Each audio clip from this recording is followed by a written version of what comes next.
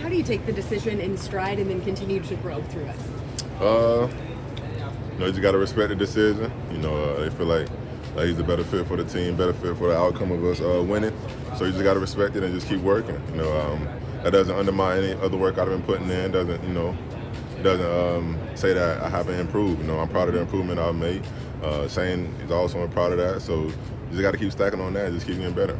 You say you respect it. Do you agree with it? I mean, I got to agree with it. At the end of the day, whatever's best for the team, that's best for the team. If it was me, I'm pretty sure, he would be having to answer the same question. So at the end of the day, I respect it, and whatever's best for the team, whatever's going to get us that Super Bowl ring, I'm all for it. You went through something somewhat similar last year. Last year you went through something somewhat similar. Is there anything you learned from how that went, or anything you do differently this year just to handle the opportunity or the setback? Man, stay ready so you ain't got to get ready.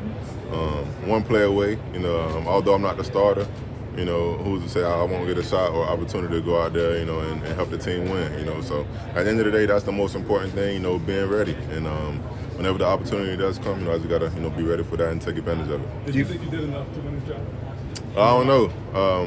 Obviously not. I didn't get the job, but it's not up to me to make that decision.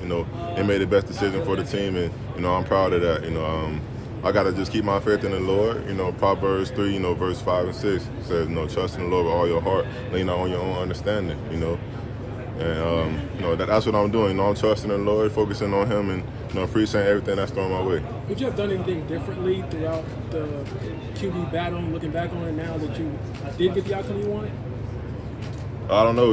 My main focus was to improve and grow. I feel like I've been doing that, but I just got to keep doing that. The work I've been putting in, I feel like it's been showing, but I just got to keep doing that. And like I said, when my opportunity and my numbers call, I got to be ready. What are those areas? A lot of the operational stuff was the reason why he went with Daniel Jones. How do you think you can grow in that area, and how you would assess just where you are right now with the operational stuff and kind of the behind-the-scenes stuff? Just keep communicating with him, keep communicating with Coach Cam, and just, I guess, keep learning and keep growing. Anthony, how much growth happens when you're actually playing versus not? Growth is growth. You're going to learn from what you learn from. Who's to say you'll get more information while being out there on the field. People learn differently. You get different ways to go out there and experience different things, but you got to be willing to grow. And I'm willing to grow. I'm willing to learn. So I'm all for it. Anthony, what was your reaction after your conversation with Shane and talking to him? What did you take away from it? He made a decision. That's a decision we got to live with. No hard feelings. It's never personal. I just got to keep growing. I just can't let me not being a starter, stop me from growing and being the person and player that I'm supposed to be. So I just got to stay focused and keep growing. You mentioned your improvement. You have had those strides. Where do you identify the biggest strides that you've made, and then what are your priorities moving forward, and where you want to continue to improve and develop? I feel like I've taken big steps in a lot of ways. My preparation. My knowledge of the offense. The intensity I put into working on my footwork and making sure I'm delivering the ball in the right spots, and making sure my mind is in the right spot so I can make the best decisions for the team. I just feel like I made a lot of growth, but there's still a lot of growth to be made. So I'm just working. Do you have faith in your future with this franchise and the development plan they have for you going forward? I have faith in God and whatever He has in store for me. I'm trusting in Him. I can't really think about everything else, because if I do that, I'm gonna put myself in a hole. So I just got to trust in the Lord, and I got to be where I am right now. And right now, I'm in Indianapolis Colts. Shane indicated to us, and Chris has indicated to us that no matter what happened here, you still had a future. Do you believe that the future here? Yeah, I believe in them. They believe in me. But like I said, I just got to be ready for whenever the opportunity showcases itself. I can't put a timeline on it. They can't either. I just gotta, whenever the opportunity is there, I gotta take advantage of it. So, I appreciate every opportunity.